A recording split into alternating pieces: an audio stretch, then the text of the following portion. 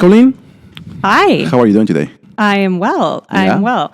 Thank you so much for having me. Well, thank you for coming, and I appreciate your taking the time of your day to come and visit and talk about life. Life. Yes, I'm very excited that you have this beautiful setup. Thank you. I'm really, really happy for you that you jumped in and you're going with your passion. Yeah, you It know, takes a lot. thank you. It's something that just decided to go for it, and I'm really enjoying doing it. I really enjoy the learning, the editing, how to do it all from scratch. I have never been really into computers as much, and this is something that I have really taken a dive into it, and I'm really enjoying taking the time to edit sounds, everything that happens in between, and it's really cool, really cool. So we'll see what happens. We'll see where this takes us. Yeah, I was going to say, you could have fooled me. It looks like a professional setup here. Well, it is a professional setup. I am not a professional. We'll see about that. That is the only difference, is that I am not a professional. But anyway, so how did that? Remember, you told me to do something for your daughter. You do like a box for her chair, right? Yes. To paint a box for her chair. How did that turn out? Well, so actually, it's funny because I came to know Leo through a friend from seeing his art, and he's a master. So all of yes. He's done a couple actually of her mastiffs, and they turned out phenomenal. And then I cannot paint. Let's be honest. It's just not my cup of tea. I mean, I could probably scribble some things down, but. So my daughter is on high school cheer, and they had this little box that they had to paint each side, and with some cool art. I brought it. I asked my friend, "Hey, give me Leo's number. I want to have him do this box for me." And so I brought it over. Turns out these cheerleaders are just so girly and out of control, and Leo had a much more masculine energy towards the box. It was his art is amazing. It's phenomenal, but definitely on the masculine side. And so the cheers are sparkly and girly, and it just wasn't quite going to work out. So I came back over, and I'm like, what is all this? What is this setup? He starts telling me about the podcast. Long story short, here we are. Yeah. A few weeks later, and you decided to want to share about life and things that have happened, but going back to your daughter Presley. Wait, let me just for the synchronicity of that is my friend and I, another friend, we had been talking about doing a podcast or like being on a podcast. And then I come over and I'm like, what? This is like this alignment, the universe, like this is being thrown right at me. Like I have to ask him about this. And so I asked, and sure enough, here we are. The universe always takes a step towards you. Once you take a step towards it, it's like, here you go. Yeah, no, it's true. It's a true story. And it happens that, you talking to your friend about it, and me kind of like doing a podcast kind of like on the similar subject. Right? Exactly. About life's highs, lows, and the biggest turning points in life. And she's actually coming on this week as well. Yeah, she will be here. I believe it's going to be on Sunday the 17th when I have her schedule. So, but that probably will not come out until probably November. But yeah, in the meantime, you're here. Super good. Super good stuff. Yeah, I met Miranda. We talked for a solid hour and a half.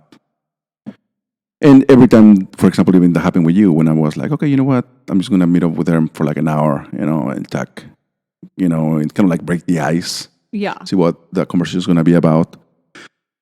And it turns out that we end up talking for an hour and a half, an hour and 40 minutes. And that's the same thing that's going to translate into the podcast, because a lot of people have said, why don't you make it about an hour long? I mean, you can have a real conversation about real life, about real experiences in about an hour. just doesn't work. So I think in about an hour and a half, an hour and 40 minutes is probably what we're looking at. So get ready. Alrighty. So then your daughter, she was happy with her box, the way it turned out and everything with... Yes. Everything turned good. out great. So was she loving happy it. with Yeah. how it turned out? Yeah. I was bummed out a little bit, to be honest with you. I was like, I wanted to do it, I knew that. I was like, shit, I feel like such a jerk. But it ended up working out in a different way, which things always do. If we don't try and like hard press one thing that's not working out, like take a look around what else is there. And Right. so we ended up integrating this, and Yeah. I feel like Yeah. this is more meant to be. Yeah, no. You're true. You're really... that's very true, and that is something that I honestly didn't really think about it as the way you're putting it right now. It's like, yeah, that didn't work out. However, we're here, and that's actually even better. Yeah. Yeah. That's even better. But so tell me about Presley. How old is Presley? Presley is 14 and a half, so she is right in the beautiful teenage she's in the years. best time of... Yes. Well, it's funny because it took me a second to adjust to that because, of course, like being a mom, it's like your baby, you want him to stay a baby and be like so close to you and hang on your leg and be just your little baby. And then they turn into this teenager and they're like, Mom, what do you mean you want to go to the beach with me? Like, I want to go to the beach with my friends. And I'm like, what? Like, can't we all go to the beach together?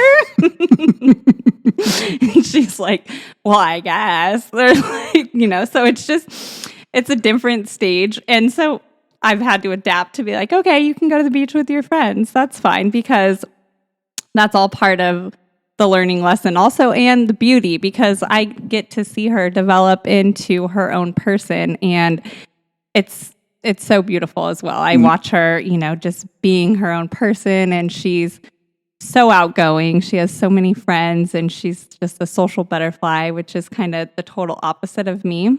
I grew up like a total tomboy with my dad and my two brothers, and I wore like boy clothes. I was, never had like my hair done, Right. or I was never into any of that stuff. Really? And she's just so like cheer camp, like the girls, like the makeup, the clothes, the like just so girly. And I love it so Right, much. right, right. But it's like, it was definitely something that I needed.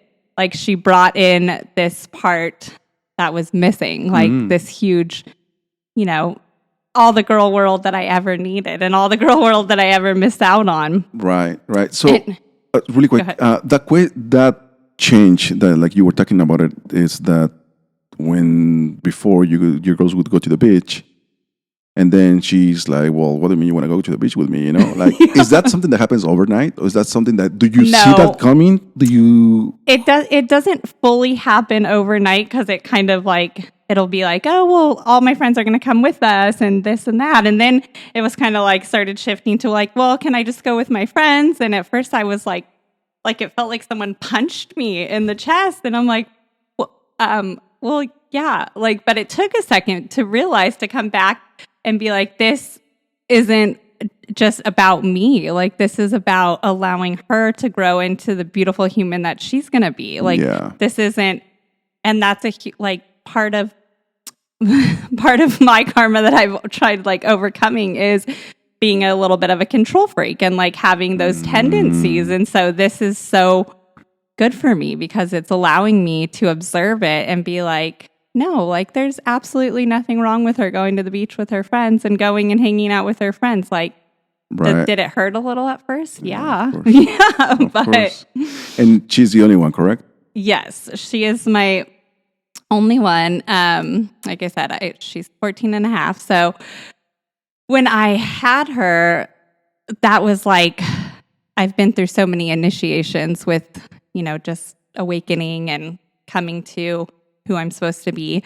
But I feel like she was my very first like initial like awakening. Like I had her and I fell completely in love. It was just this beautiful being, and I never felt love like that. Like my heart was always so closed off. I was just a strong strong person. And I had walls and walls and walls and walls around me. And I never really actually experienced love until I had her. Really? So yeah, her father and I were kind of like, we dated first when we were like, I don't know, like 12, 13, messing around, like holding hands at the skating rink and stuff like that. And then we lost touch, and then we started dating again when I was 17.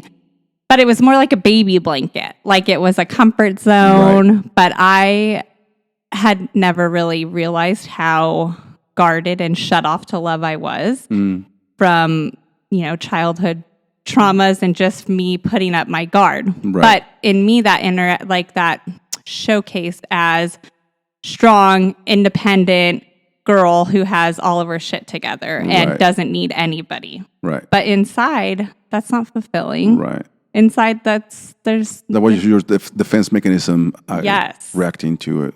Exactly.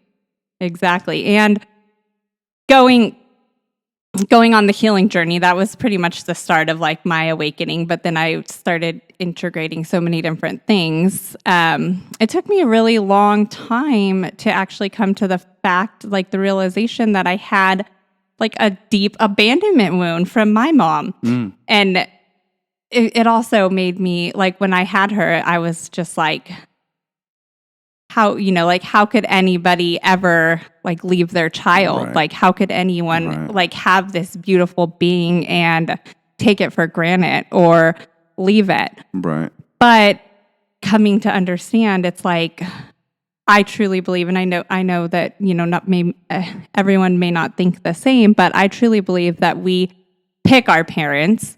We come into this world with the karmic cycle that we need to heal. And so years and years of taking away the layers and peeling away the layers, I've come to understand that I chose her as my mother. I chose my father, and they're just humans living in their human experience. Right. And they taught me the things that I needed to be the person that I am. Right. And to have that like sympathy and that like understanding of how great of a privilege it is to be a mother. Right. I mean, they teach you at their level of consciousness, right? Because as we go through life, right, we start to have, like you mentioned, we have different stages of awareness, and some of our parents never do. Some of our, especially those generations, older generations, they never had. They cannot even comprehend. I mean, there are a lot of people that I have spoken to that do have an idea of what becoming aware, becoming conscious is, but most people do not, and it's just because of their lifestyle that they had. I just had a friend of mine, Abel, we were talking about how our parents, they literally were born to work. Yeah. In Mexico, back in those days, I mean, that's why we have such big families, is because they need labor. The children to work. And they were not taught any better. That's all that they know. And it's never our job to teach anybody anything. I mean, everyone seeks out what they need and the level that they're at to heal. And so it's never our job to like change anybody. No, we can become the person that we're supposed to be, but we can't demand change in others. Right. But what we can do is break our generational cycles. Yeah, no, absolutely. Yeah, those generational traumas, that we all have, no matter where we're from or what status we're in, we all have those traumas, right? And once again, with our parents, but it is, at least in my case, I do feel that it is a little bit of my job to educate them as best as possible, right? I have run into a few situations where I am thinking a certain way or a way that they never, ever cross their head. And I sit down with them and explain to them the situation. But how do I do it is through communication. Yeah. Just what we're doing, you and I right now, right? We're sitting here, we're sharing knowledge, we're talking to each other, we're expressing thoughts and ideas. And that's the same thing with my parents. I have sat there and just like, hey, this is what I think, and this is why I think the way I think. Yes. It's up to them if they understand it or not. Other than that, there's nothing else you can do. 100%. Right? And that's beautiful. And I love that awareness. And, it's sometimes even with conversations like that, they will be triggered, but that's for them to sit with. And also, the best way to teach is to lead by example, Right. not force your beliefs on anybody, because that's not our job. It's our job to live our truth and to show them that we're living our truth and, communicate our truth. Absolutely. But what they want to do with it is... It's up to them, and your truth is different from my truth. That is different from their truth. So it's like, when people is like, oh, well, it's all about the truth. It's like, yeah, but whose truth are we talking about, right? Because your truth can differ so much from mine. Then, so it is very interesting how... I love that. It's so true. And I was like, and I love conversations where we can admit that and we can be okay with that. And we're still everyone has a different lens they're looking through. I mean, there's 8 billion people in the world, right? So with that said, is you think about how different we all are. And sometimes, and especially, for example, religion can be one of those things that everybody wants to, religion wants to shape everybody into thinking and believing one way, It can work for a lot of people. I was born and raised Catholic. I went to church every Sunday. I did retreats. I did it all. You name it. Do I know about my Catholic faith? Yes, I do. Do I agree with it? No. Right? That's my call. Yeah. I made that conscious decision when at the age of maybe 34, 35, when I was like, okay, well, this is not for me. Do I respect it? Of course. I don't think there's anything, if anything, a lot of morals and principles and how to respect, your neighbor and all those things, that is great. It teaches a lot. Exactly. There's universal truths to it, but yes. the dictatorship is, the institutionalized part of it, that's where it's like, okay, well, that I don't agree with that, for me, it's always, my belief is that if Jesus was here, we would be probably smoking a joint together, talking about life. And other people might be like, oh, well, why are you talking about? How can you disrespect him? It's like, no, that's not I'm not disrespecting Jesus, But I'm kind of sure he was just a hippie. Oh my God. Chilling, So that is my belief, right? A lot of people can see it a completely different way, and that is up to anyone's interpretation. Yeah. But that may have been my interpretation of about 3 years ago. But I actually have integrated more the completely sober living. So I don't drink alcohol. I don't smoke pot. I don't do any of that. And it's taken so much. So I was never into hard drugs or anything like that. You kind of just slip the door open. So I'm going to go with this. Yeah, of course. I was never into hard drugs because what I've experienced that my mom, that was kind of her issue. She was, always addicted to methamphetamine, and she's still to this day is. And so it kept her, away from her family, and it kept her stuck in a dungeon, sucked in a hole. Is that part of the reason why she left? Yes, yeah, yes. Okay. So she again, she's living her own experience, and who knows what trauma she had that she was running from or is running from, because I feel like a lot of times in the human experience we have too much too fast, and we don't want to sit with it, so we go to coping mechanisms like addiction, right. And be it in the form of marijuana, alcohol, speed, heroin, whatever. Yeah, addiction is an addiction, and it's here to fill a void, and it keeps us numb. It keeps us numb from reality, and I had to find that out the hard way because I smoked joints all the time. That was my thing. I thought it's natural. It grows from the earth, right? This comes from Mother Earth. I don't even like drinking alcohol, but I smoke pot, big deal. And I didn't realize how much I was actually numbing. And it took coming off all of that to actually truly feel all of my emotions. And it was a lot that came up. It's like I had been on years and years of this healing path and this healing journey, but that was the next layer. The universe was like, you want to do this. You want to be the one to break the cycles. Let's go. Let's go, girl. Right. So like you were saying right now, you're like your mom was addicted to a drug. At the same time, you're addicted to a drug.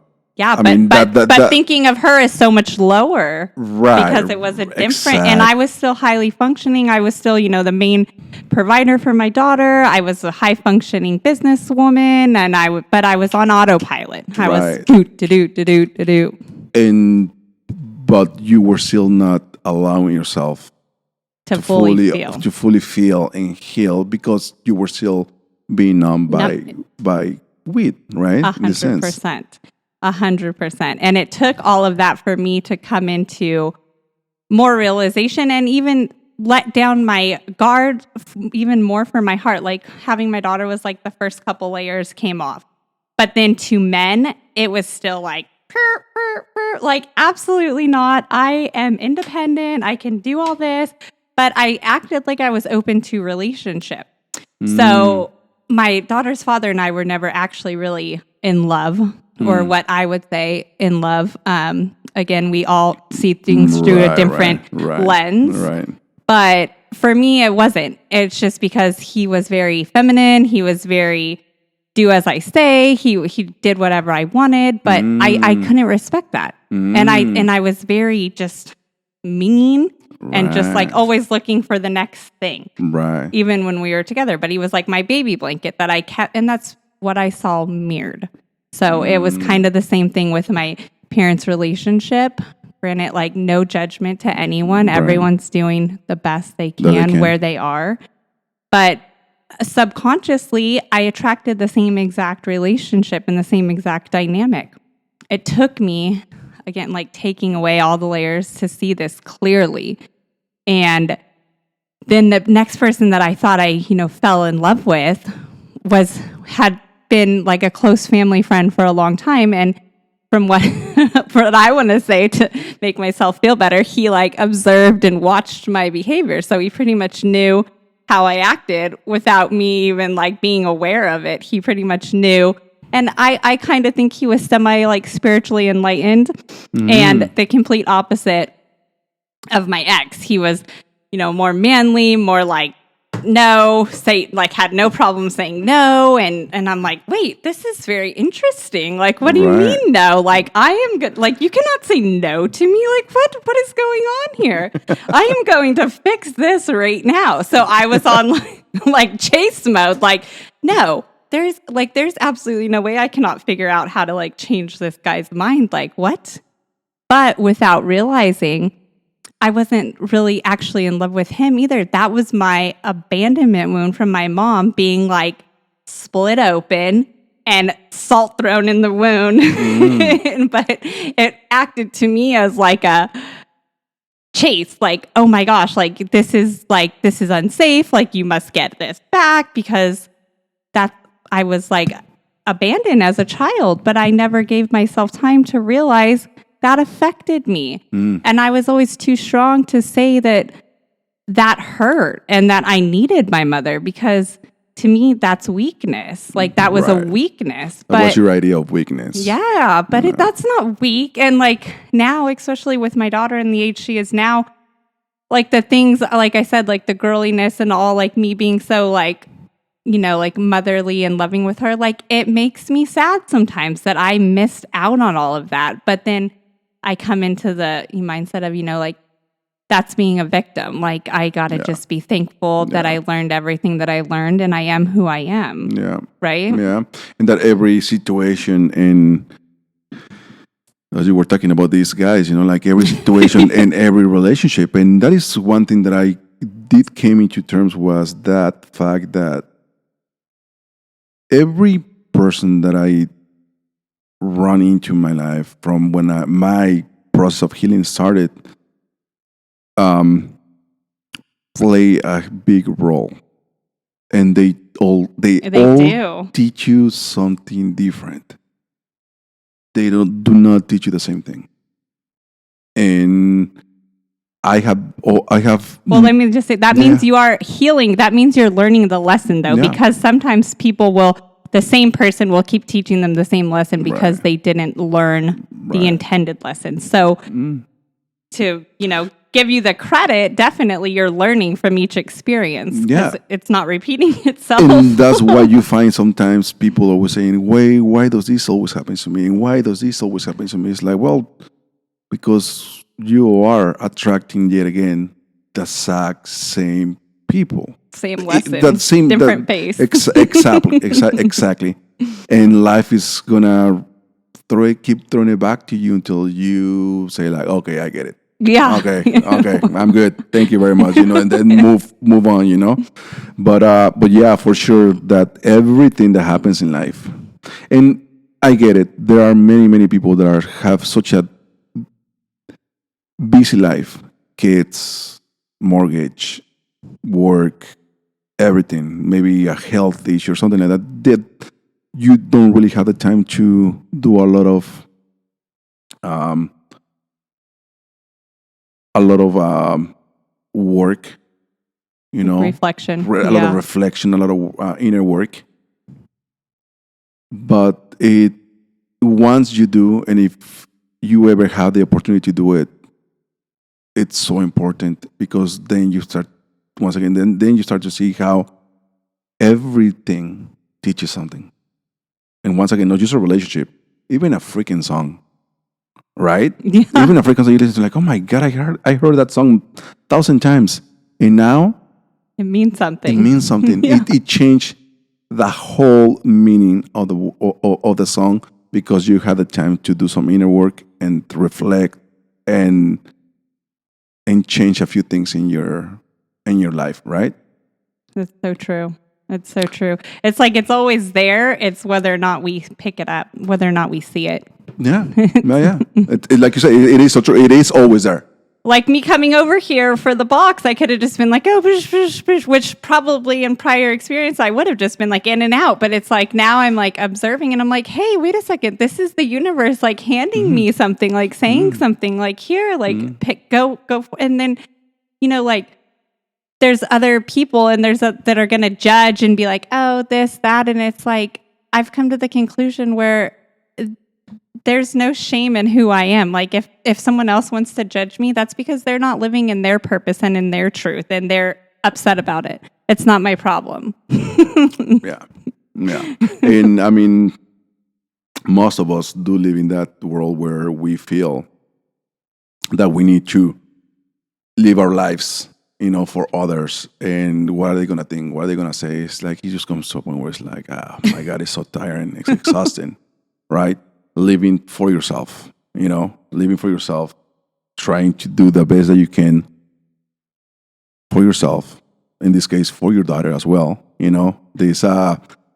It's well, and being able to share my truth and like with you sharing your truth in hopes that you can help and inspire other people and just getting out. Like if you hold all that in, it's sitting in there and it's becoming toxic inside the body. Like sharing about things, letting out the shame of what you may feel is shameful. Like that was, hard for me to admit that, I had a problem with smoking pot and I smoked pot all the time and I ran on autopilot and, that is not my happiest moment. That's shameful for me. But once you get it out and you say it, it holds no power over you. right.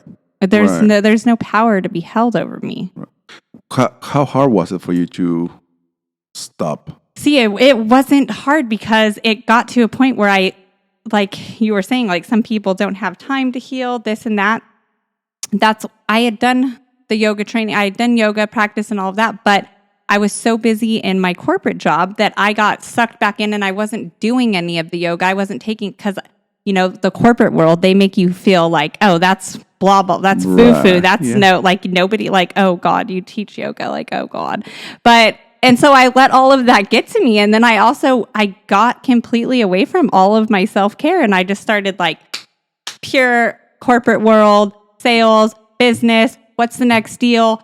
Whose throat is the cutting? Like, and it was so cutthroat to where it's like, my uncle is in another company that's, in the same industry as us. And we were like going at each other. And it's like, what kind of a sick world is this? Like, for real, like but I was so caught up in it. I was so caught up and so on autopilot.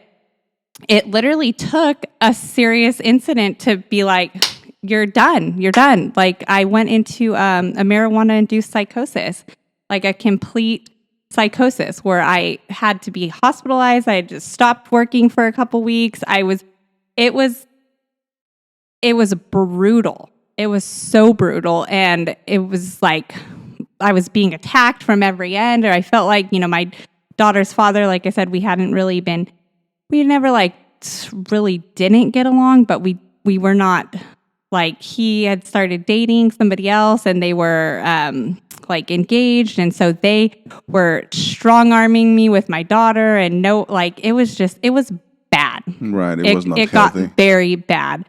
Well, mentally, I just had like literally like a mental breakdown, like a full-blown mental breakdown, and that's what it took for me to be like, you're not smoking pot anymore. You're not drinking alcohol anymore. Like, I never was a big drinker. That wasn't ever my thing. I'd like to smoke pot. And I did not think there was anything wrong with it. But my daughter was my number one priority above anything. And that was like being threatened. And it was like literally almost freaking killed. Like, my heart was taken out and put on the floor and like ran over. And it was a big eye opener to see like, how people will kick you when you're down. I was always very strong and always the one that was like in charge of everything, doing everything, taking care of everybody. But at the one point in time that, I was down, I felt like anyone that had, they took advantage of that. But again, that was me going to like that victim mode for a minute. And then having to come out of that and having to look at the bigger picture and be like, no, this was you. Like, you did this. You're not supposed to be smoking pot your whole life. Yeah, your dad smokes pot. Yeah, he's highly successful. Yeah, he runs a good business. He's always made a lot of money and taken care of all three of us. But it's time to break the cycle. Yeah. It's time to break both cycles. It's time, both ends. Like, you're the one who's doing this. Like, I'm sorry. I'm sorry that we're giving it to you in such a brutal way, but you weren't going to see it. Yeah. Yeah. How long was your daughter when you decided to finally, like... She was 12. She was 12. Yeah. So 2 years ago, right? About 2 years ago, did you say that? Yep. And it's been... especially because the age that she's at now, but it's been such a huge difference. Like, we're so much more like connected and our relationship is so good. Our communication is so good. It's because I'm so much calmer. And you're more present. And I'm 100% more present, but not just that. My nervous system is regulated. All of those years, like, my nervous system was in complete like fight or flight, just constant go, go, go, go, go, go, go. And I was a control freak without really even being aware of it. So now I can see it in other people and like have compassion for that though, because it's not really their fault. They're acting unconsciously. Right. And that was me for so long. Right. Like, I was very just like me.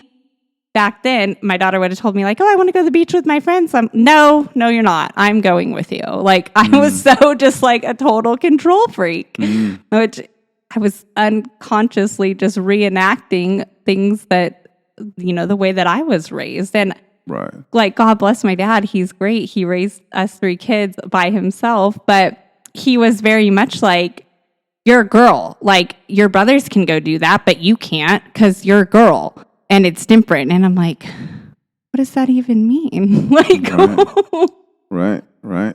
And now he'll try to like throw things out with me with like, like things to do with her, like being more controlling over her. And I'm like, I'm not going to do that. That's not my journey. Right. It's my journey to loosen the reins a little. It's like a puppy or a dog on a leash. Right. And more importantly, it's like you are being more trusting with her. Exactly. Right. So which opens the door to true communication and respect. Absolutely. A lot of respect. And at least I remember in my case, my dad has always been a very, very open-minded person. Obviously, there are certain things that he's still very, that's what he believes, and totally respect that. But I remember he was always very, very, he let us do whatever we wanted to do. Okay, so he was never like, oh, you cannot do this or you cannot do that. He was very like chill about things, like kind of like fuck around and you're gonna find out. Yeah, you'll find out for yourself. Exactly. You're kind of like, hey, go for it. You'll see what's gonna happen. Yeah. And a lot of times we did, right? And then you're like, oh man, he was right. Exactly. He was right without having to say anything. Yeah. And that's the way you actually learn, though. And that's exactly the point. It's like you learn that way. You learn by, okay, this person trusts me. Well, it's going to be on me if I mess up or not. And if you mess up, it's like, well, yeah, obviously it's on me. But this person gave you the trust. And that builds your confidence, right? And this is what you're doing with your daughter now, right? You're not repeating the cycle of like being so controlling or like wanting to like, oh, you cannot do this, you cannot do that. It's like allowing her, giving her the freedom where she's going to be like, look back and be like, wow, my mom was really fucking cool. Yes. She allowed me to experience life. Obviously, you're going to still be the mom and be like, well, I don't think this is a good idea, right? Because they still need direction, right? And guidance. Yes. But then again, you cannot hold her forever. No, and you lead by example, and you also let her know that, like I let her know that I'm a safe space. She can tell me things, and I'm not going to get mad at you for things. If you need to come to me with something, you can come to me with something. So she feels open, and she tells me a lot of things, that most kids would never tell their parents. But it also allows her to be able to be discerning for herself, and she knows right from wrong, and she knows the crowd that she wants to hang out with, and she knows the crowd that she doesn't want to hang out with. Right now you say something that I'm sure there is a lot of people that might have an issue with that, but it's how, obviously you're the mother and you want her to be able to trust you with things. How do you build a relationship where she feels that she can come to you with things that maybe some other kids will not come to their kids and talk about certain things? Yeah. Right? How do you do that? What do you need to do in order for you that she feels comfortable enough that she can be like, she's my mom, but at the same time, I can talk to her about these things. Yeah, when they come to you with something and they actually openly tell you something, and maybe it's something that you didn't want to hear, or maybe it's something that you're like, whoa, shocked by, or you're like, I'm not ready for that. Yeah. You take a breath, you come back into your center, and then you give the best advice that you can, but you don't punish them for that, because you don't hold it against them once they tell you. Because if you do, say you get them to tell you something, then you punish them, the door closed. That door is gone. Shut forever. That door is gone. It's gone. It's not coming. It's not opening back up.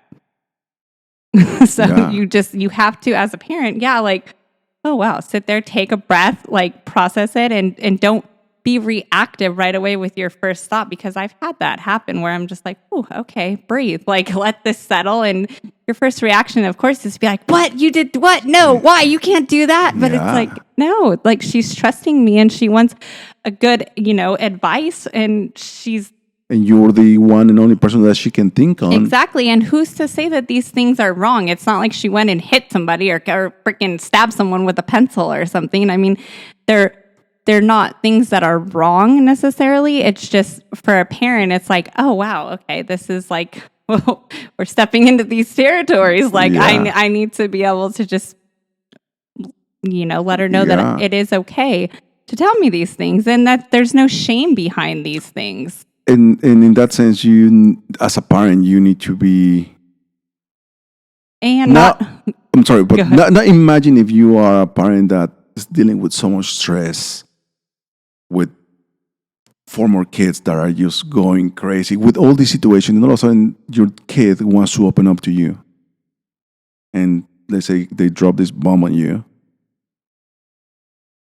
As a parent, you have so much stuff in your head that you're just on the verge of like exploding. Yeah. And then this kid, being a kid, wants to entrust in you as a father or as a mother and tells you something. And what is that parent going to do?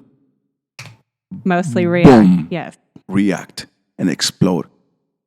I think that is a very interesting way of like what can be done, because especially nowadays with your kid, which is that generation that she's in right now. I mean, it's an interesting stage. But very interesting generation. Yeah. Yes. And that's the thing. There's so many different outlets. And it's like, as much as you try to tell your kid, no, you can't do this.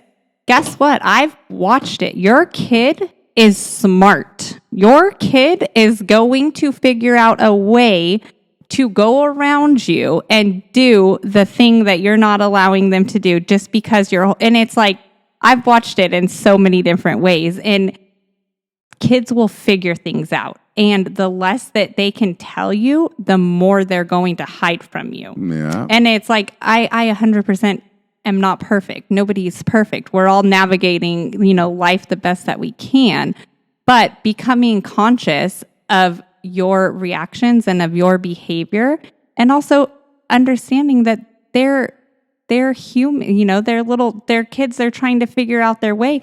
They need their parent, they need their safe space. Like, they need someone that trusts them and gives them a little leeway and that they can trust. And we like, so many people are like, you need to respect me. And it's like, it goes both ways. You have to respect your child just as much as your child is supposed to respect you. Yeah.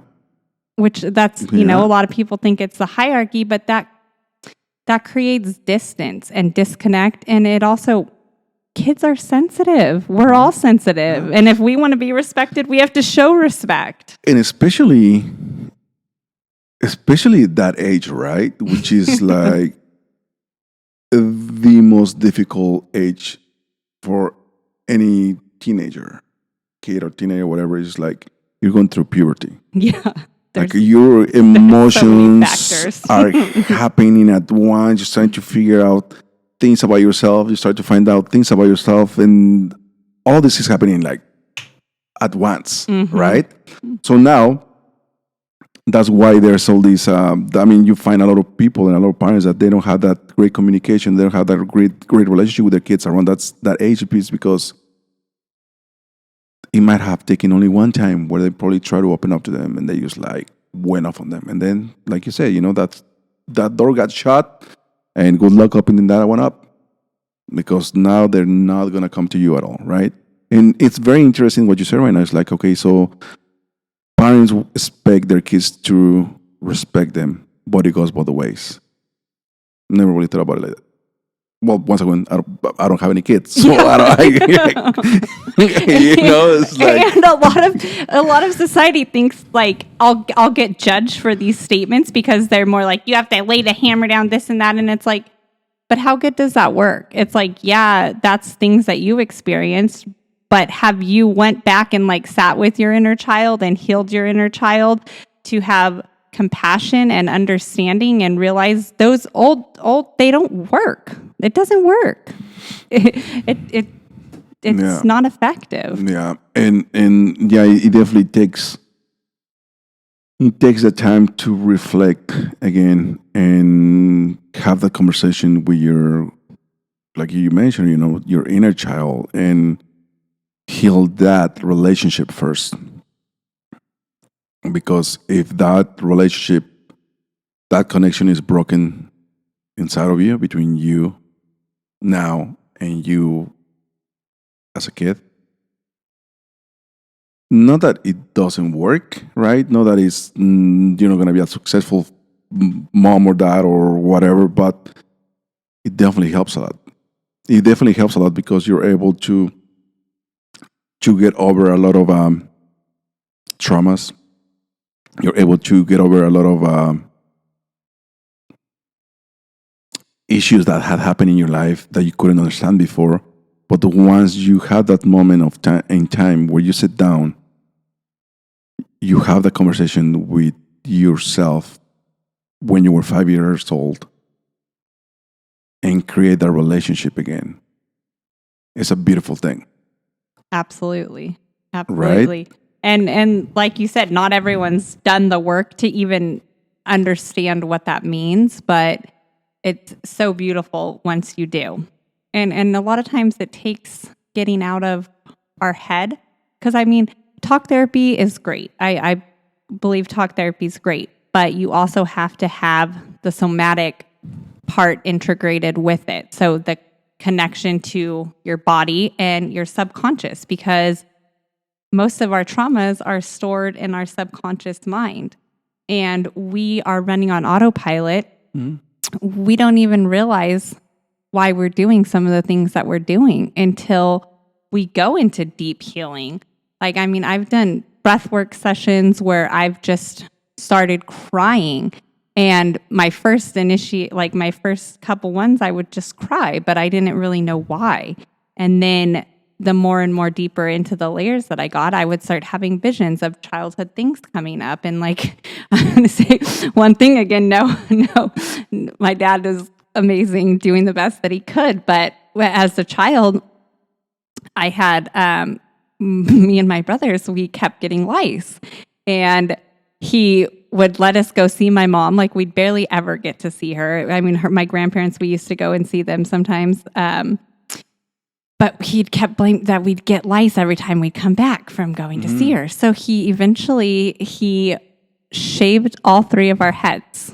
So he put us in the bathtub and shaved our heads, me and my two brothers. So my brothers, no big deal, right? He shaved their head. You? I was screaming like bloody murder, like, please don't shave my head, no. Oh, and God. But I was like, whatever, that's what, like, that was kind of buried until literally in a breathwork, like that came up, and it was like something that wanted to be released. And so I released it and I processed it instead of, also being raised by like masculine energy, like you were saying before when we were talking before we started recording. Their go-to is suppress.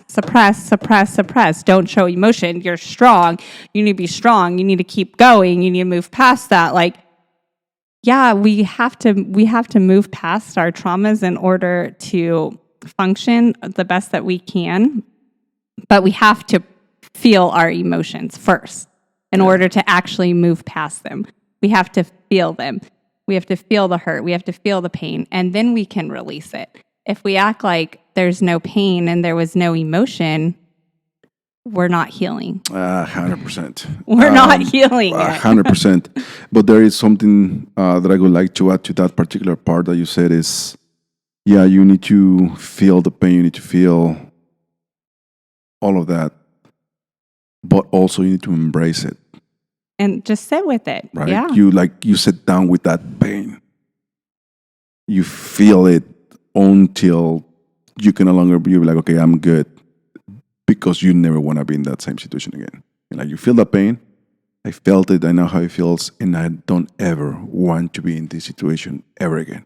And that will teach you not to put yourself in that kind of situation ever again. 100%. Right? Because it's so easy to use like, oh, well, I don't want to say it, but I mean, I have to say, because it is part of what we're saying right now is like when religion, right? Institutionalized religion. Like when you go to church, and at least, once again, in the Catholic Church, you just go and they tell you to do Hail Mary, Our Father, and all this thing, and you're forgiven of your sins, right?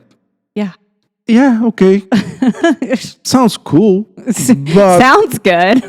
but that human part of you It's still there. is like, that's it. Okay, great. I can go do the exact same thing and come back next week, and they're gonna absolve me from my sins, and I'm gonna be. And it's just it's a constant thing, That's right? so funny that you say it like that, because there was like a running joke in school, like the really good, like the church girls were the worst ones. They would like go wilding out and have, because you can do whatever you want, and it's just ask for forgiveness, right? But that's not, you're not living consciously. You're living completely just on this hamster wheel of unaddressed pain and unaddressed issues, and going out and doing those same things over and over. It's you're holding that inside of you. You're holding all the pain inside of you, and the shame and the guilt, and it's still there until you actually sit with it and release it. And then you consciously don't want to do the same. Like, you don't want to go just have a one night stand. I mean, it's not fulfilling. And that's why they create the same cycle of keep doing it and doing it and doing it over and over again. And they're so unhappy. And then they're getting shit-faced, blacked out drunk. And but it also at the same time, they might have to keep doing those things in order for them to understand that okay, maybe this is not a good thing, right? Because you can, once again, you can keep telling, well, maybe this is not a good thing. You should not be doing this. You should not be doing that. And it's like, the more you probably tell someone, the more people want to keep doing more things, right? So it's until like, oh, well, maybe something happened to them. It's like, I told you so. yeah. I mean, but it's until they understand it on their own, until they feel it themselves, right? I mean, you can get tired of telling someone this is going to happen. This is going to happen. You keep doing that. This is going to happen if you keep doing that. But for example, I remember a friend of mine a long time ago. We were talking, and this person was going to. She was just coming out of a relationship, and she wanted to go out and have fun and live her life. She was coming out of a marriage, and I told her, I'm like, I have your back. I'm your best friend. I'm cool. Do whatever you need to do. Just know that there might be consequences, right? And it's internal, even like the guilt and the shame they hold, and they try to act like they don't, so they run to the next thing. But right. But I think the situation with her is that she just wanted to really enjoy something that she has never done before, and it's like, you know what, go for it. And I will not forget. I told her, okay, so you can call me at any time. I will be there for you, but just know that something bad can happen to you because you're in a area where you're far away from home. You can get attacked. yeah, You can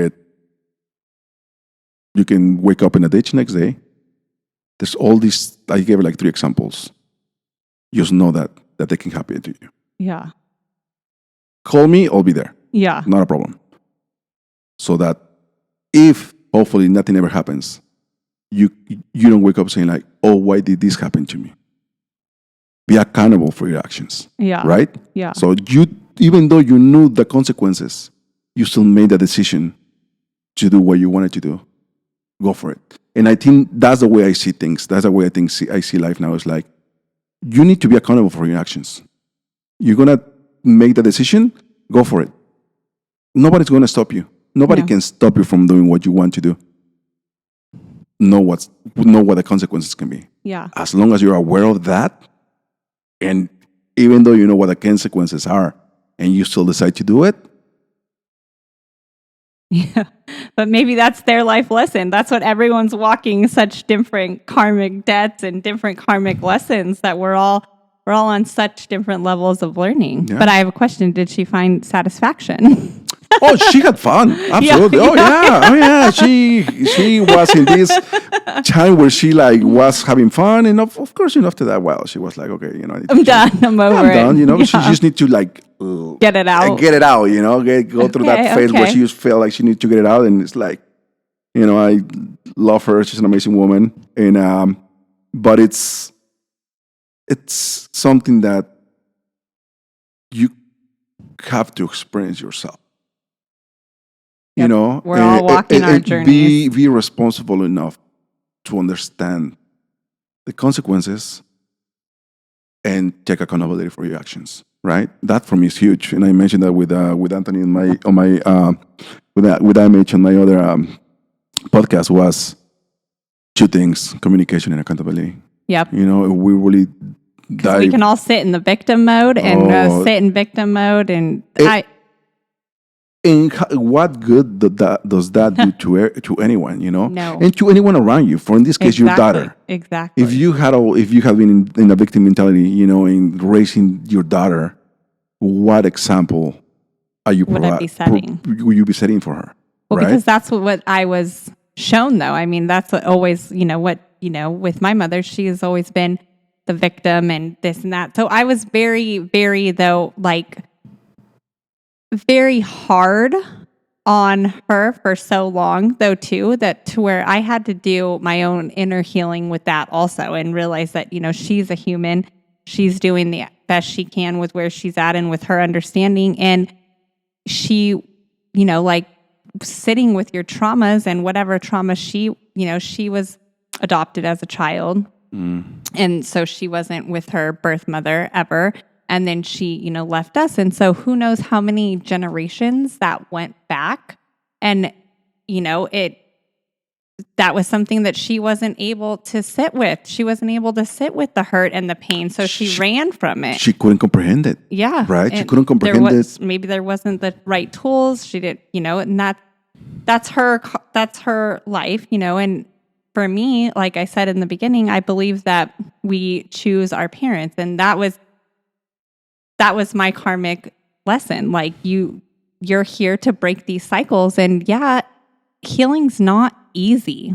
Like that's the thing that everyone's like, that's why people avoid it, because I'm not going to sit here and be like, yeah, it's all handstands and rainbows. No, I mean, I love handstands and headstands, but there's some darkness in there. Like it gets dark. We all have we all have our shadow side, and it never stops. And healing, it's painful. It's brutal. And yeah, it's easier to go numb that and not sit with it and go drink and get drunk with and act like you're having a great time until tomorrow when you feel like shit. And then you keep repeating the cycle and doing it again and again and again to run from any feeling that you actually have, because it's not easy to sit with it. No, it takes some darkness. Like you have to go in the cocoon, and then yes, there is sunshine on the other side. Yeah, you can come out the butterfly, but you have to go through the process. And the process is a constant thing, and it's not something that is it's not like, okay, I'm done, I went through my process. Oh, that was nice, went through this, went through that, okay, here's this. Like, oh my god, I'm good. Like I made it through. It's something that that continuously keeps happening. And like I was talking to you earlier, that when we were talking about the healing process, in my case, and getting into yoga and sound meditation, which was a big thing for me. It was extremely helpful in many, many ways. That was also part of the reason why I started painting, was sound meditation.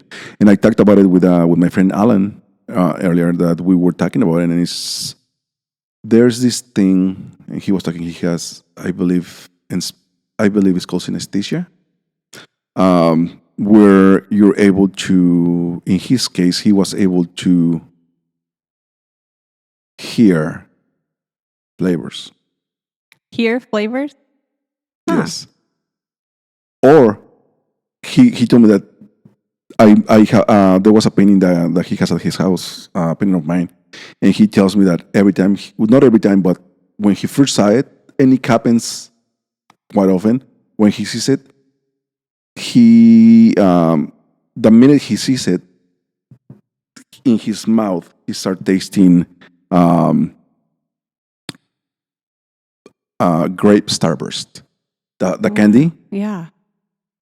His mouth, he starts feeling the texture and the flavors in his mouth. That is so crazy. Well, we all have such different like intuitions and powers, and that's mind blowing. It's crazy. So he was like, "Oh yeah," he goes, "I can." There is a song, and let's say I start thinking of saltines, and I can start feeling the textures and all these things in my mouth. So he was telling me that it's actually a psychological trait, that it's I don't know what is the percentage of people that have it, but your wires get crossed. So it is an actual thing. So, and he was talking about it, how it happened with music. So I told him that when I first started, when I was starting doing sound meditation, and I will never forget the first time that I ever did my sound meditation with Mr. Simon Ballard, which I hope one of these days I can have him in this podcast. We have talked about it already, so we'll see what happens. An amazing man, amazing when it comes down to sound meditations, and incredible. When he started doing his thing, I literally had like these explosions of colors as I was laying down, and I just had like these explosions of colors inside of my head. And I was like, whoa, what? And that was part of the reason why I started painting. It was because of that. So something happened that I don't know if I have the same condition that my friend Alan has, which is synesthesia. Like, I don't know if that's the case, but it happened to me for a very long period of time where I could listen to certain sounds and use colors, just like, whoo, and my head started happening. Yeah. So it's crazy. You were tapping into your subconscious too, and maybe that's like a bit they were giving you downloads to start, and that's what yoga is so beautiful for, because who would have thought to you when I first came that you were a yoga teacher? I never actually. I was like, wait, what? Right. This is just in such good alignment. I can't. And so, yoga teacher, Reiki master, and sound meditation. Those are all such huge healing modalities, and with you, where you can actually get downloads from our higher self and from the universe of creativity and things to move towards. And so it's so beautiful that you actually brought that into fruition and found your passion and found what lights you up, right? Right. Which is making the art. And maybe without those healing modalities, you would have never got here. Absolutely. You were blocked. Absolutely. And I just want to clarify, like, I'm still not a Reiki master, but I will get there. I'm still on my level 1 and 2. So I still need 2. I still need that number 3.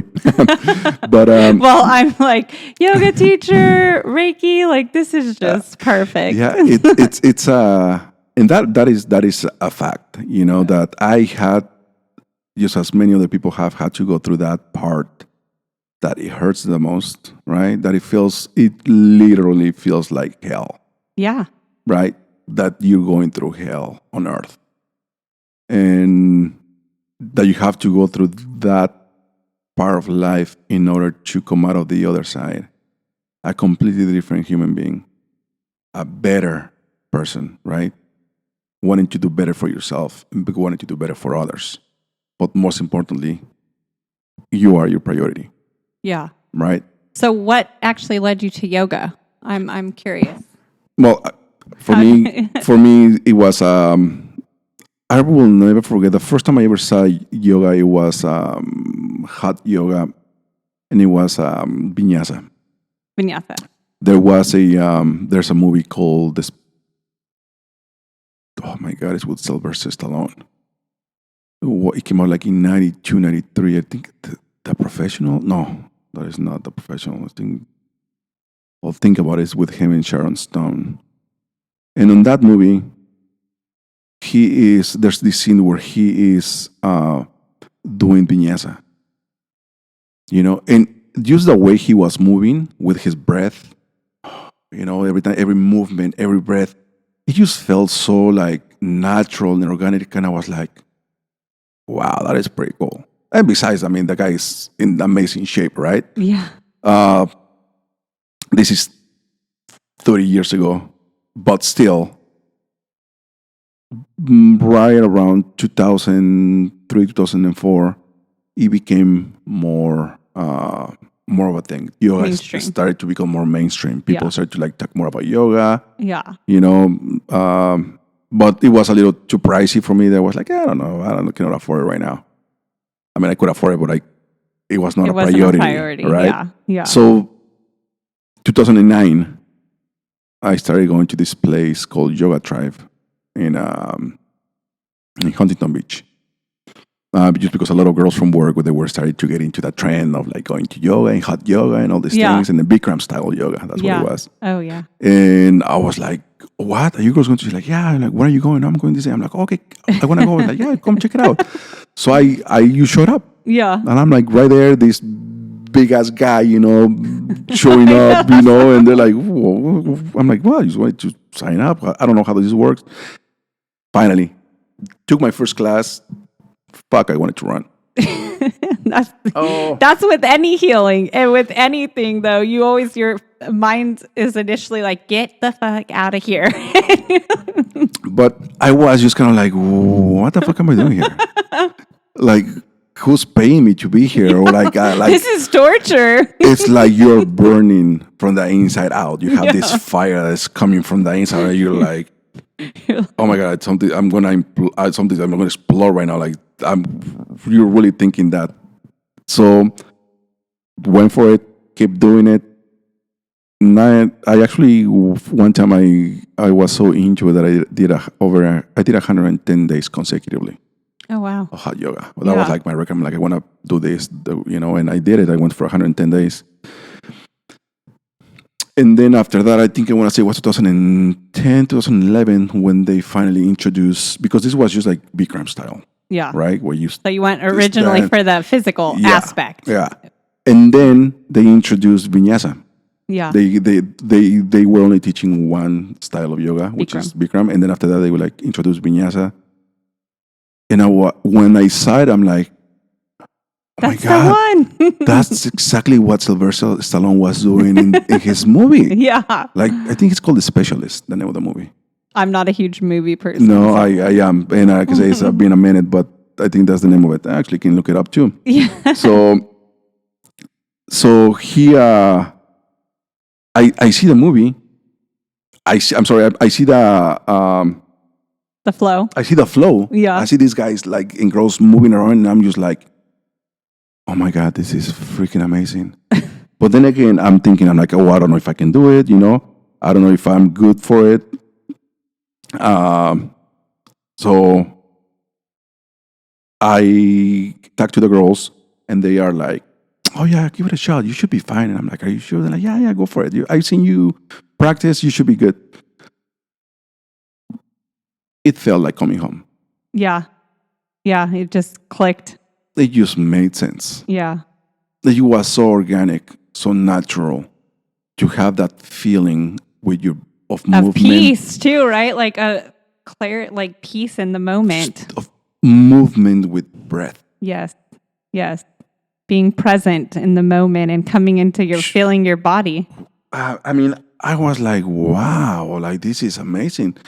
And, I kept going at it. And then it was until, but that was it. That was how I was introduced to yoga. Yeah. That was and Vinyasa, I was like super blown away. And I haven't been to it in a minute. I need to get back into it because it is something that your body definitely, not just your body, your mind. It's body-mind connection. Absolutely. It's a different connection. And I was taking to this with Shannon, like I was telling you, that I've been going back to the gym. So I've been like lifting weights and even more reason to go back to yoga. Exactly. And it's very different because you still do have the connection of body and mind when you're working out because you have to be very present. Yeah. Of what you're doing, feeling your muscles and all those things. But it's it's just different when you're in yoga. It's Well, what yoga originated for is to train the mind and body to meditate, right? You know that. yeah. So the original goal is actually to get us to be able to meditate and to sit with ourselves and to be present and aware. But, it's become so, like you said, so mainstream that a lot of people run from the shavasana, run from the meditation. But once you actually sit with it, and that's how I started with, I was at 24-Hour Fitness. I was going and doing yoga classes at 24-Hour Fitness, and I would go to the hardest teacher that would just kick my butt, like so hard, like power yoga.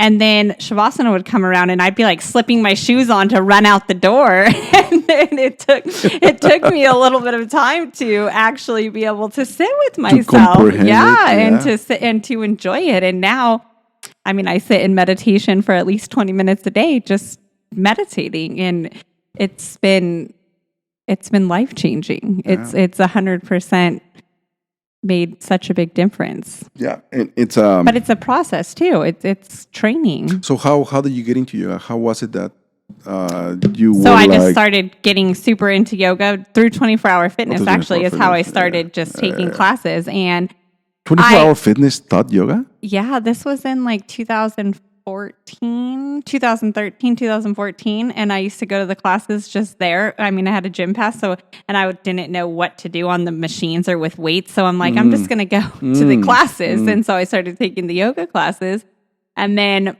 I've always been like super like athletic, but not ever into a sport. Like I never actually played a sport. Right. But I've just been able to pick up on things, and so yoga was just one of those things that I started getting more and more into it.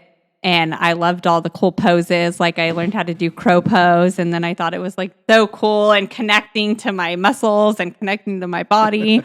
And then it just kept growing. So I decided I want to dive deeper into this. And so I did the yoga teacher training through Yoga Shakti, which was a phenomenal studio. They have Where is Yoga Shakti? So they had one in Huntington Beach that just closed, and now it turned into the Pilates studio. Next to Mother's Market? Yes. That was Yoga Shakti. And there's still one in Irvine.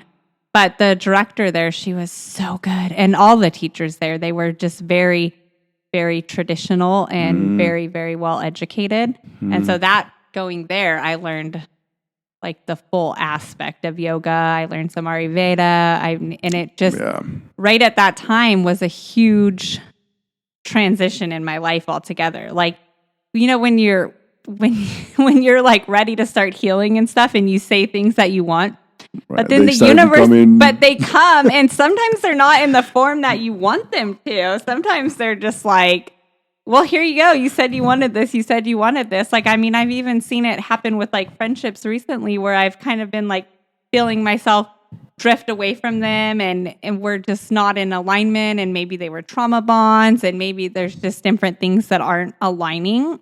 And I like say that out loud, and then everything just starts to shift without me having to make this big break or like pull away. Like you don't even have to make that much effort. Shift. Yeah, they just start to shift, and it's like, wow, like this is, like we're all being divinely guided at all times, and so it's whether or not we keep walking forward in our faith or run back to our comfort zone, which we know what it is. Right. We know it's not our higher calling. We know it's not our path, but it's easy. Yeah. Like you were saying when we were talking previously about getting sucked into gossip and drama.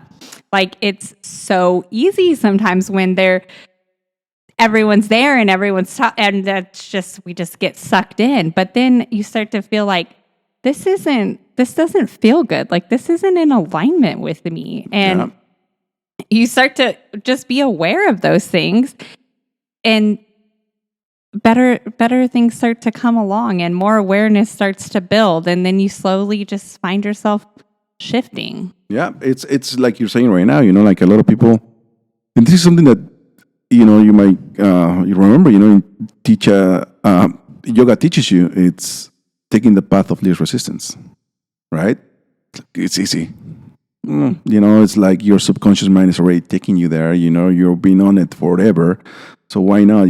So instead of like being present and aware and challenge yourself to new experiences in life, you just be like, no. Yeah, it's easier to just it's go. good.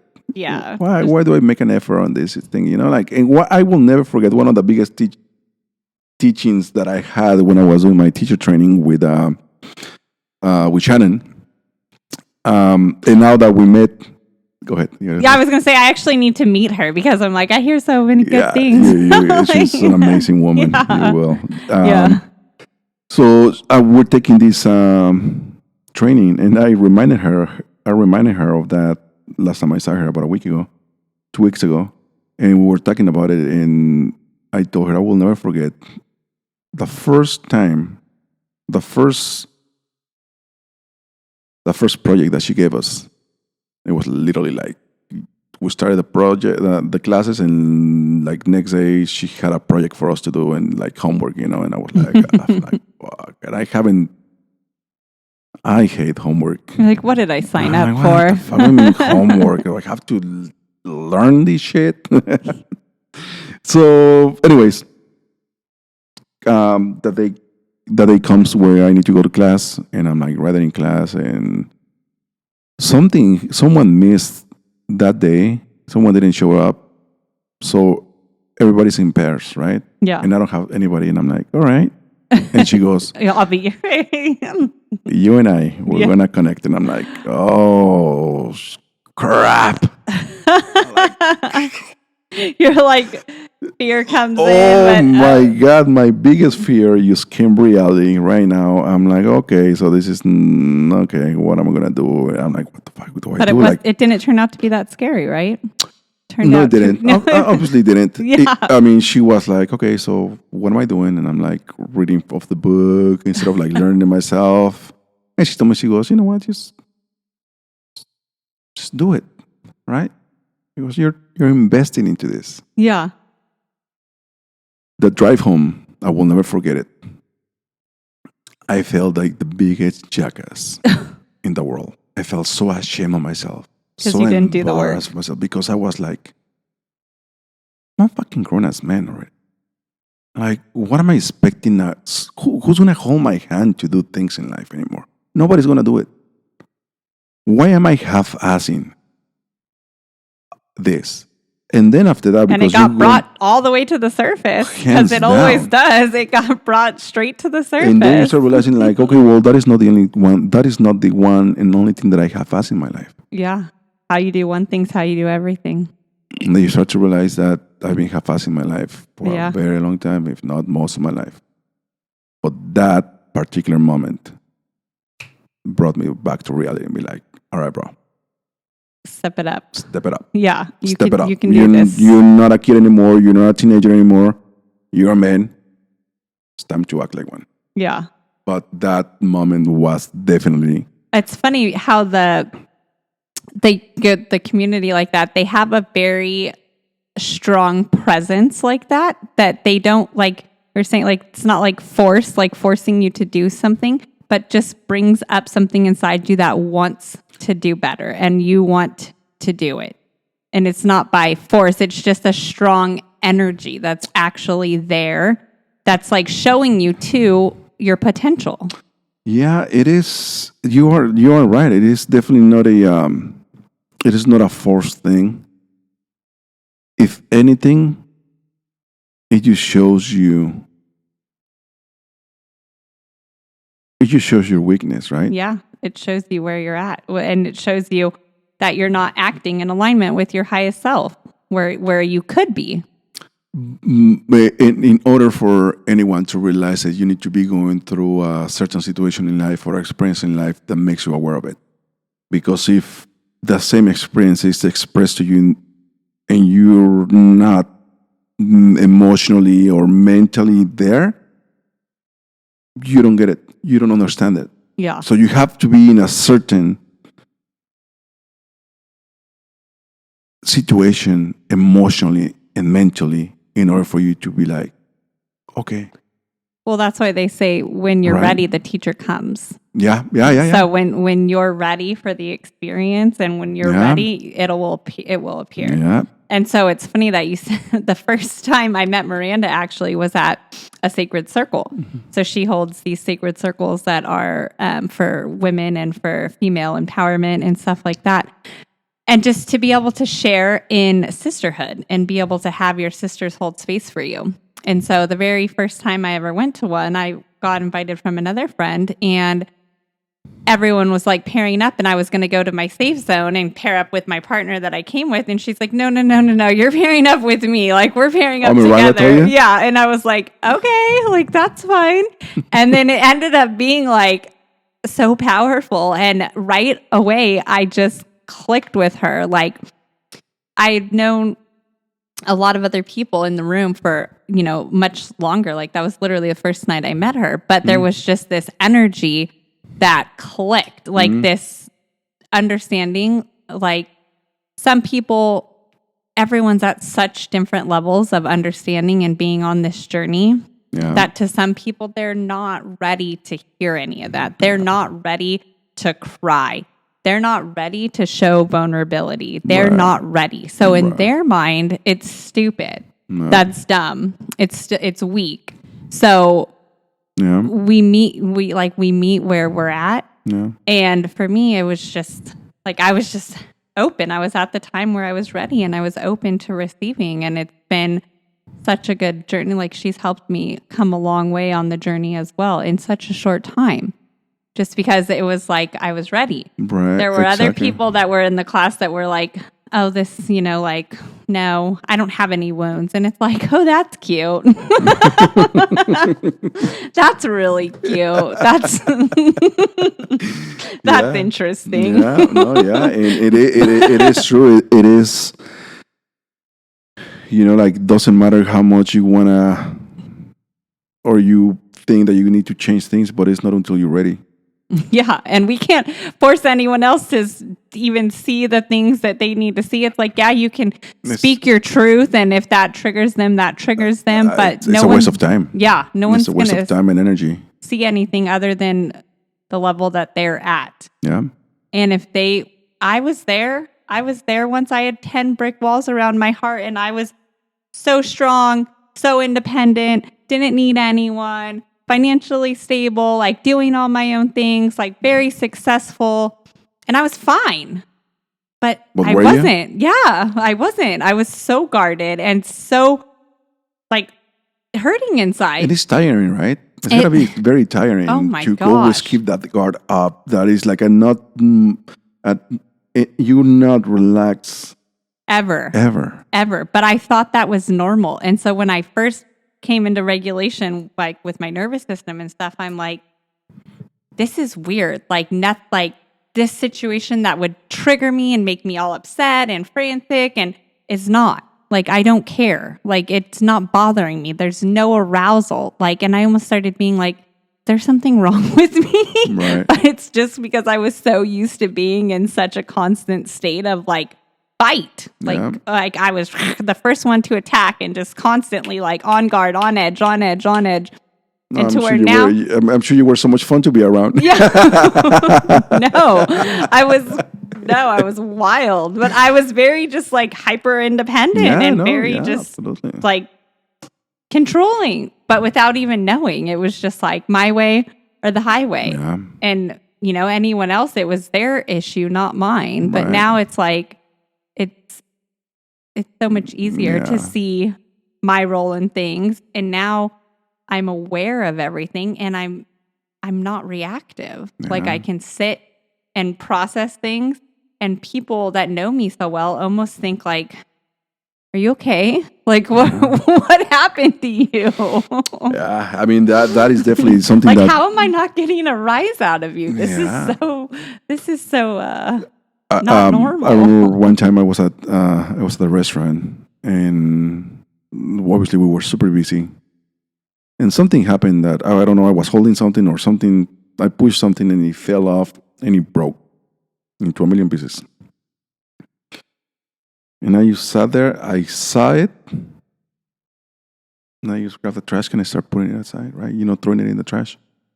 I had a coworker standing right next to me, and she goes, "How do you stay so calm?" And I'm looking at her like, "What do you mean?" She's like, "Why did you not react to it when it broke?" And I'm like, "How's that going to help me?" Yeah, exactly.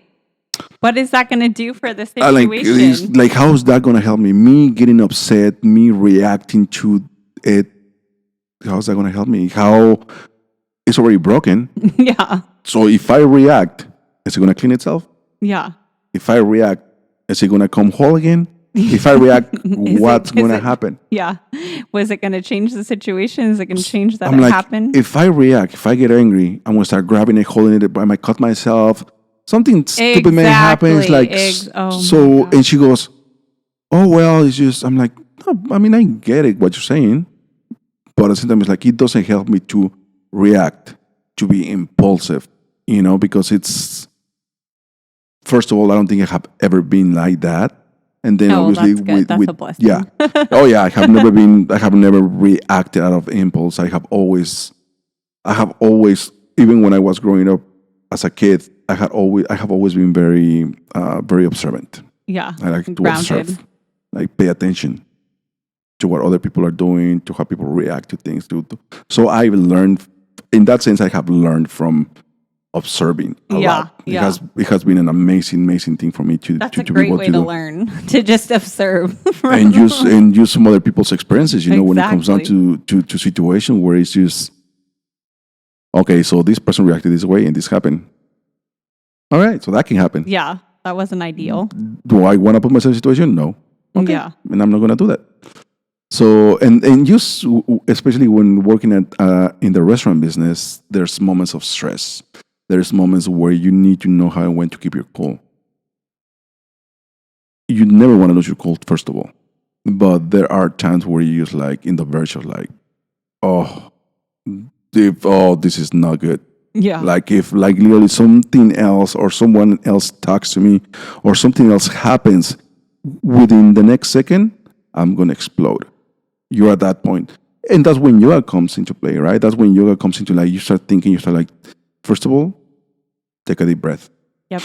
Come into the somatic. Calm your Check in. your nervous system.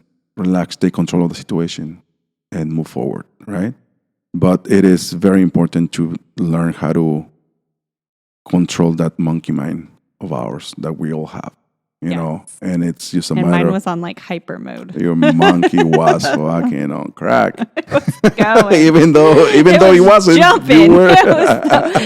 That's just the way that it was. I was just very like, go. And that's what I was mirrored. That's what I was shown though. Like with my dad, he was very, very successful, but very just like, now I watch him and I'm like, just like, that is so not like, you need to just learn how to breathe and relax and meditate. But coming back, it's like, I can't tell anyone else what to do. I mean, I can give them ideas, but I can't force them to do anything. And to them, it's like to close family members and stuff like that, it's different when I'm the one telling them, like they almost have to see it from like their own perspective. No, that is a true thing. That is a true thing. I mean, people, they have to, once again, you have to experience your own life. You have to, and hopefully, be able to, at some point in your life, be aware of your reality, and if it's not helping you to be a better person, make the adjustments, make the necessary adjustments to make it better, to make it healthier, to make it a positive. Yeah, for yourself too, for your health, absolutely. for your health, because you can only run like that for so long before disease starts to manifest in the body because you're not taking care of it. You're in that. Our number one like home is our body, and we have to be conscious of that. Yep, that is a thing. That is a thing for sure. Like when disease starts, to develop in your body for traumas, a lot of unspoken things that happen. It might be too late, but Coleen, thank you very much. Thank you. I feel like we've went all around the board, and it was great. We did, Good, yeah. But we nice, did. good chat. Yeah, we had a really good chat. I'm sure we'll be doing this again in the near future. Yeah. And I really want to thank you and I appreciate you for coming over and sharing your life, some of your life, because I'm sure there's more, that we didn't get to. More, right? And I thank you for coming over and talking to. Yeah, thank you. I appreciate you having me, and I'm sending you all the good energy on your journey, and I'm sure that this is going to take off. It's something good is going to happen. Yeah. Yeah. Something good. Yeah, I don't know what it is, but something good is going to happen. Always. All right, Coleen. Thank you very much. Bye.